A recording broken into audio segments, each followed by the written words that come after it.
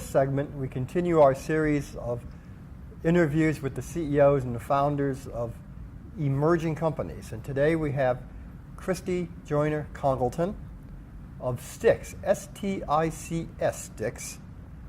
Christy, tell us what you do, what Stics does, and where you're taking this enterprise.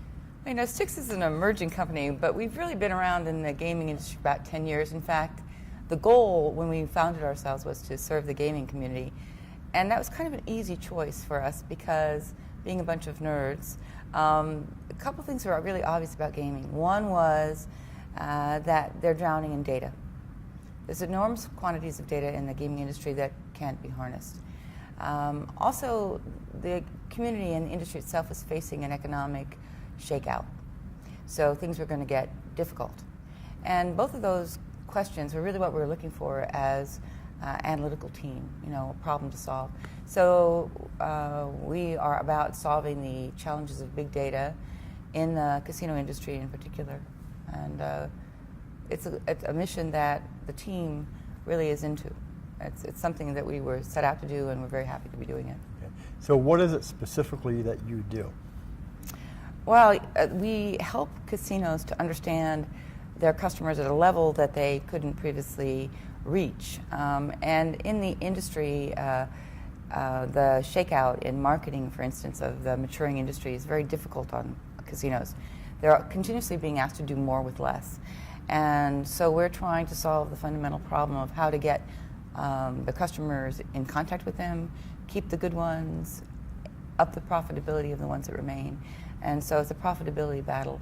And that battle is natural in any maturing industry. And in order to win that war, you have to have a deeper level of understanding about who your customers are, what it takes to keep them, what makes them tick. There are a number of other companies that are similar. Right. How are you different? What's your advantage?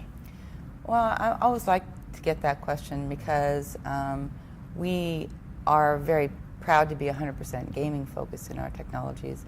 And a number of analytical firms are out there with their feet in various different venues. But we're really all about solving the gaming technology questions.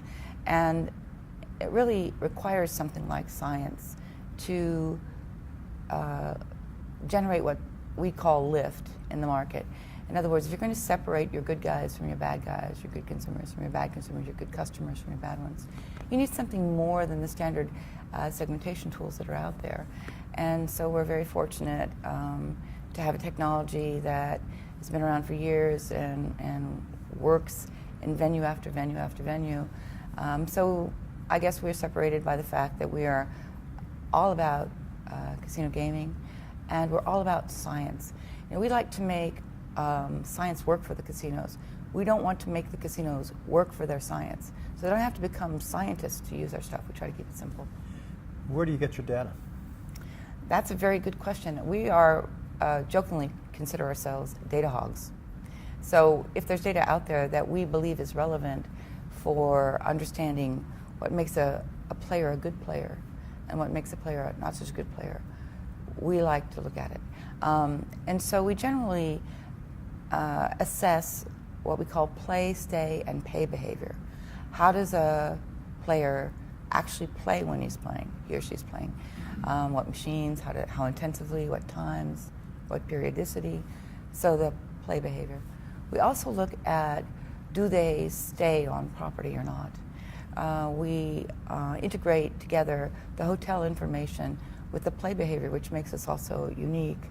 And joining those two very different attributes, we often find players that would otherwise not look good or otherwise not look bad to integrate.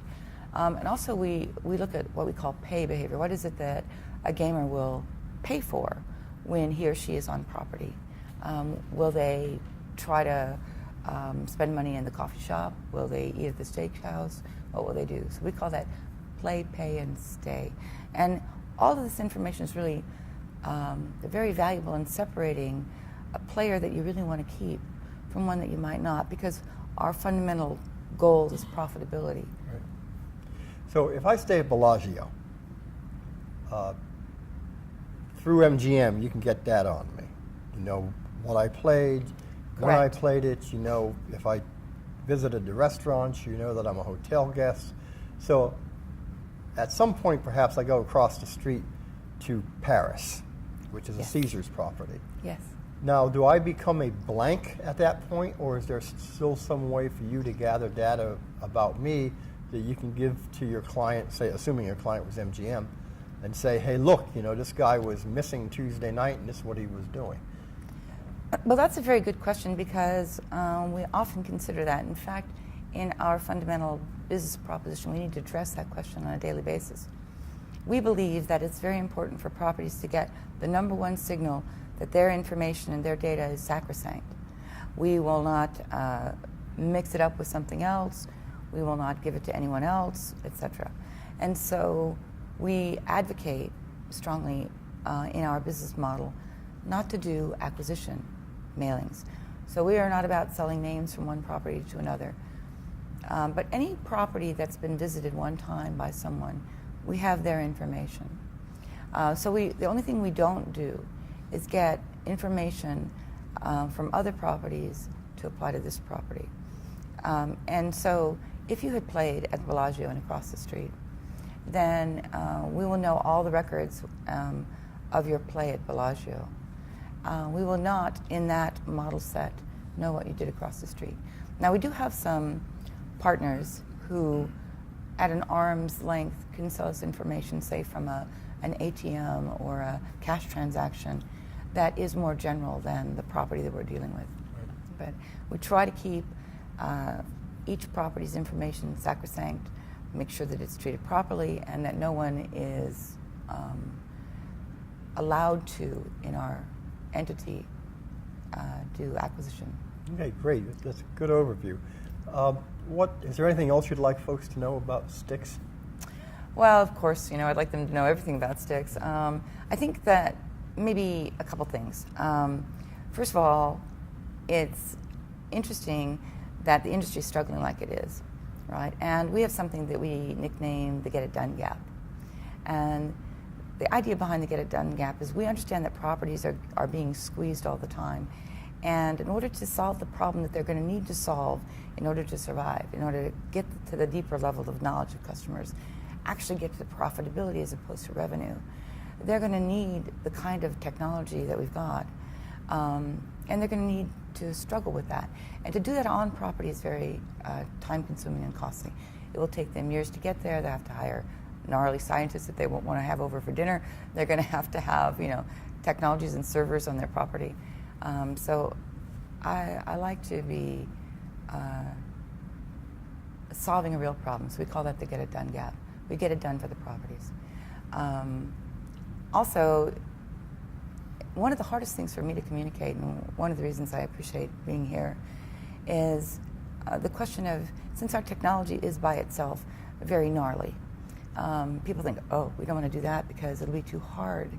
But like all technologies which really make significant progress, you no longer have to think about it, right? It doesn't require them to learn statistics. It doesn't require them to do any complicated things. In fact, it's advanced enough that the use of it is very simple. It's easier than segmentation. It's easier than some of the existing technologies, just because it's all right there and ready to go.